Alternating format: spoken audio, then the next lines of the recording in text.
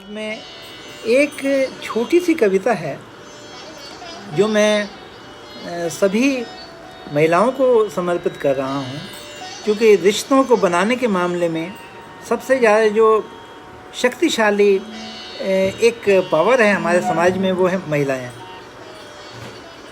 तो दोस्तों ये जो कविता है रिश्ते के धागों की गांठें, रिश्ते के गांठों की गांठें। अगर आपकी ज़रूरत हो एक पानी का घूंट ले लो। दोस्तों कविता है रिश्ते के धागों की गांठें। तो रिश्ते की गांठें सुलझाने में बीत गई सारी जिंदगानी। रिश्ते की गांठें सुलझाने में बीत गई सारी जिंदगानी। एक सुलझती इतने में ही कितनी गांठें और लगा ली। ज़िंदगी है ऐसी ही, एक गांठ सुलझाते हैं तो ये पता नहीं कितनी गांठें और लग जाती हैं। तो रिश्ते की गांठें सुलझाने में बीत गई सारी जिंदगानी। एक सुलझती इतने में ही कितनी गांठें और लगा दें। जिनको लेकर जीते थे उन रिश्तों की गर बात करें हम। जिनको लेकर जीते थे उन रिश्तों की गर बात करें हम। उन सब ने तो धीरे धीरे कितनी ही सरहदें बना ली। ये ज़िंदगी में कई बार ऐसे अवसर आते हैं कि हम पता नहीं लोगों से बहुत संबंध बनाने चाहते हैं, लेकिन वहाँ से क्या होता है ये इस कविता में है कि जिनको लेकर जीते थे उन रिश्तों की अगर बात करें हम। उन सब ने तो धीरे धीरे कितनी ही सरहदें बना ली। हम दोनों के बीच अनकही बातें हुए ज़माने बीत गए हैं। हम दोनों के बीच अनकही बातें हुए ज़माने बीत गए हैं। ऐसा क्या घट गया, ऐसा क्या घट गया जो दिल अब इतने दूर हो गए हैं। कुशन बीच रिश्तों के कहीं नज़र नहीं आता है। कुशन बीच रिश्तों के कहीं नज़र नहीं अब आता है। गर्माहट की बात करें क्या, बचा नहीं कोई नाता है। चलते चलते साथ सफ़र में, चलते चलते साथ सफ़र में अब तो अजनबी लगते हैं। गांठें रिश्ते की उलझी हैं, अपनी छाया से बचते हैं। ये मैं दोबारा से कहना चाहूँगा कि चलते चलते साथ सफ़र में अब तो अजनबी लगते हैं। गांठें रिश्ते की उलझी हैं, अपनी छाया से बचते हैं। लेकिन ये कैसे हल होगा, इसका एक सलूशन भी है। वो कवि ने अगली दो पंक्तियों में दिया है। बैठो कुछ पल, बैठो कुछ पल, सोचो मेरी जगह स्वयं को रख कर। बैठो बैठो कुछ पल, सोचो मेरी जगह स्वयं को रख कर। छट जाएगी धुंध, छट जाएगी धुंध आँख की दर्प कहीं कुछ दूर छोड़कर। बैठो कुछ पल, सोचो मेरी जगह स्वयं को रख कर। छट जाएगी धुंध आँख की दर्प कहीं कुछ दूर छोड़कर। रिश्तों का आधार, ओमकार भाई, रिश्तों का आधार प्रियतम केवल है विश्वास तुम्हारा। रिश्तों का आधार प्रियतम केवल है विश्वास तुम्हारा। पकड़ो हाथ जरा होले से, आ सकता मधुमास दोबारा। ओमकार भाई, ये आखिरी पंक्तियाँ आपको समर्पित कर रहा हूँ कि रिश्तों का आधार प्रियतम केवल है विश्वास तुम्हारा। पकड़ो हाथ जरा होले से, आ सकता मधुमास दोबारा। आ सकता मधुमास दोबारा। मधुमास। दोस्तों एक हमारे मित्र अभी जुड़ गए हैं, अशोक बिश्नोई जी, जो कविता में और मेंटरशिप में मेरे बड़े भाई हैं। नमन है अशोक भाई आपको। तो ये जो कविता है थोड़ी गंभीर किस्म की है, आपके लिए मैं दे रहा हूँ कि शहर कभी बूढ़े नहीं होते। शहर कभी बूढ़े नहीं होते। मेरे एक मित्र इन दिनों एकांतवास में हैं।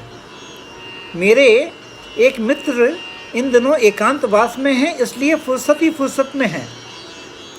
मेरे एक मित्र इन दोनों एकांतवास में हैं, इसलिए फुर्सत ही फुर्सत में हैं। कल स्काइप पे थे, पूछने लगे दुनिया का सबसे पुराना शहर कौन सा है। आजकल फुर्सत ही फुर्सत में है, कल स्काइप पे थे, इसलिए पूछने लगे भाई दुनिया का सबसे पुराना शहर कौन सा है। मैंने तत्काल उन्हें जवाब दिया बनारस। कहने लगे यार तुम तो पूरी दुनिया घूमते रहते हो, मुझे लगा तुम लंदन, पेरिस या न्यूयॉर्क का नाम लोगे। देखा अपना वाराणसी ही दुनिया का सबसे पुराना शहर है, तुम भी मान गए ना। मैंने सोचा इसका उत्तर उन्हें दे ही दूं। शहर कभी पुराने या बूढ़े नहीं होते हैं अशोक भाई, शहर कभी पुराने या बूढ़े नहीं होते हैं। शहर हमेशा जवान बने रहते हैं। शहर खोजते रहते हैं अपने आप को लगातार। शहर कभी पुराने या बूढ़े नहीं होते हैं।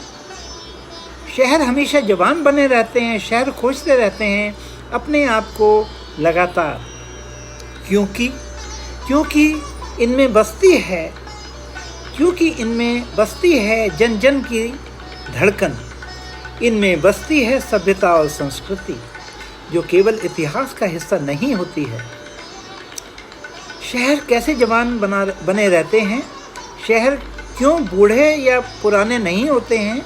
क्योंकि शहर खोजते रहते हैं अपने आप को लगातार। इनमें बसती है जनजीवन की धड़कन। इनमें बसती है सभ्यता और संस्कृति, जो केवल इतिहास का हिस्सा नहीं होती है। क्योंकि ये केवल इतिहास का हिस्सा नहीं होती है, ये लोगों की ज़िंदगी का हिस्सा बनकर जीती है। शहर की प्राणवायु क्या होती है? शहर की असली प्राणवायु यहाँ आने वाले लोग होते हैं, जो लौटते समय उस शहर का हिस्सा बनकर पूरी दुनिया में उसे ले जाते हैं। शहर की असली प्राणवायु यहाँ आने वाले लोग होते हैं, जो लौटते समय उसका हिस्सा बनकर पूरी दुनिया में उसे ले जाते हैं। यही नहीं, शहरों की भाषा भी खोजती रहती है अपने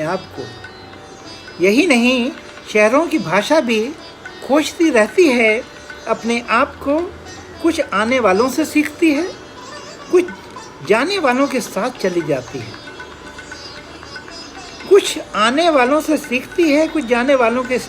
चली जाती है। इसीलिए अशोक भाई जब आप बम्बई आते थे तो हर बार यहाँ से 2-3 शब्द जो ले जाते थे, मुझे पता है, और हम आपके मुंह से सुनते थे और आनंदित होते थे। ये जो वड़ा पाव शब्द है हमने आप ही के मुंह से सुना था भाई। तो दोस्तों, ये शहर की जो भाषा है ये भी अपने आप को खोजती रहती है। कुछ आने वालों से सीखती है, कुछ जाने वालों के साथ चली जाती है। मुकुटधारी यहाँ के सिंहासन पर कुछ साल बैठ जाते हैं। फिर यहाँ की मिट्टी बन जाते हैं, विस्मृत वे हो जाते हैं। शहर तो वापस अपनी रफ्तार से चलने लगते हैं। तो अगर किसी को ये भ्रम है कि मैं शहर चला रहा हूँ या शहर मेरी वजह से चल रहा है, तो वो बहुत बड़ी गलतफहमी में है। तो दोस्तों, यही है कि मुकुटधारी यहाँ के सिंहासन पर कुछ साल बैठ जाते हैं, फिर यहाँ की मिट्टी बन जाते हैं, वे विस्मृत भी हो जाते हैं, लेकिन शहर तो वापस अपनी रफ्तार से चलने लगते हैं। शहर एक नशा भी है अशोक भाई। शहर एक नशा भी है, जो एक बार आपको लग जाए तो फिर आप उसके सुरूर में जीते हैं। आप मुरादाबाद में रहने के बाद में कभी अपने वापस गांव से जुड़ नहीं पाए हैं। तो शहर एक नशा भी है, एक बार आपको लग जाए तो फिर आप उसके सुरूर में जीते रहते हैं। शहर के सुरूर में जीने वाले लोगों की तादाद बहुत है।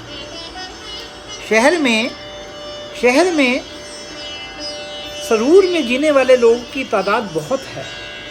बम्बई को लीजिए, कितने ही लोगों को और शहरों से बेहतर ज़िंदगी जीने के प्रस्ताव मिलते हैं, लेकिन ज़्यादातर लोग अपना समय तंगहाली में इसी शहर में काट लेते हैं।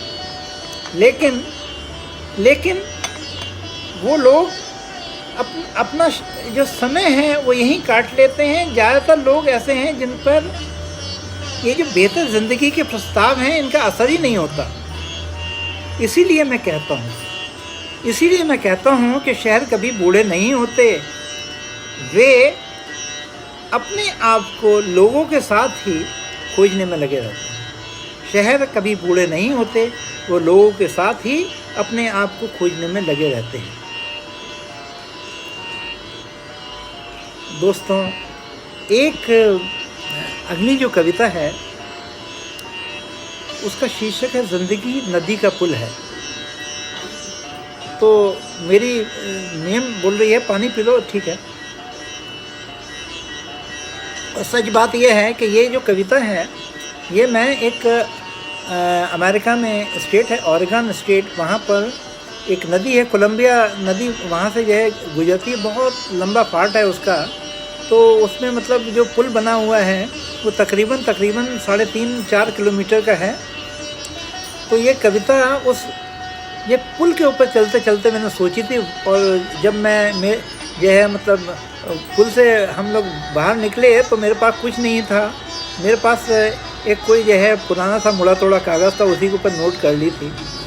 तो ज़िंदगी नदी का पुल है, कभी लगता है जन्म से मृत्यु के बीच का। ज़िंदगी नदी का पुल है, कभी लगता है जन्म से मृत्यु के बीच का, तो कभी लगता है सभ्यता के एक छोर से दूसरे छोर के बीच का। कभी लगता है महत्वाकांक्षाओं और उन्हें हासिल करने की जिद्दोजहद के बीच का। तो ज़िंदगी नदी का पुल है, कभी लगता है जन्म से मृत्यु के बीच का, तो कभी लगता है सभ्यता के एक छोर से दूसरे छोर के बीच का। कभी लगता है महत्वाकांक्षाओं और उन्हें हासिल करने की जिद्दोजहद के बीच का। कभी ये पुल खोने और पाने के बीच का संग्राम बन जाता है, तो कभी यह निराशा के बीच आशा का पैगाम बन जाता है। जब इस पुल पे अवसाद घेरने की कोशिश करता है, जब इस पुल पे चलते चलते अवसाद मुझे घेरने की कोशिश करता है, मैं इधर उधर नज़र दौड़ाता हूँ और पाता हूँ मैं अकेला ही इस पुल पर नहीं चल रहा हूँ। मैं अकेला ही इस पुल पर नहीं चल रहा हूँ, और यात्रियों की कारों को रफ्तार से दौड़ते देखकर भरोसा लगता है आगे जाकर सब कुछ सामान्य हो जाएगा। इस पुल पर स्पीड ब्रेकर भी हैं। इस पुल पर मेरे इस सफ़र में लगने वाला हर ब्रेक मुझे एहसास कराता है थोड़ा रफ्तार कम कर दो। इस पुल पर मेरे इस सफ़र में लगने वाला हर ब्रेक मुझे एहसास कराता है भाई थोड़ा रफ्तार पर लगाम कस लो। मेरी इस गाड़ी में जो लोग हैं वो मेरे अपने ही परिजन हैं, जो मुझ पर भरोसा कर मेरे साथ चल रहे हैं। मेरी इस गाड़ी में बैठे लोग मेरे वो परिजन हैं जो मुझ पर भरोसा करके मेरे साथ चल रहे हैं। पुल की एक खूबी और भी है। पुल की एक खूबी ये भी है कि ये कमबख्त पलक झपकाने का मौका नहीं देता। पुल की एक ये भी खूबी है कि ये कमबख्त पलक झपकाने का मौका नहीं देता। दाएं बाएं देखकर सफ़र की थकान पुल से उड़ जाती है। पुल की एक खूबी ये भी है कि ये कमबख्त पलक झपकाने का मौका नहीं देता। दाएं बाएं देखकर सफ़र की थकान पुल से उड़ जाती है। दोस्तों मैं ये सोचता हूँ कि मेरा ये पुल का रास्ता ख़त्म ही ना हो। मैं सोचता हूँ कि मेरा ये पुल का रास्ता ख़त्म ही ना हो। मैं चलता रहूँ, चलता रहूँ, चलता रहूँ।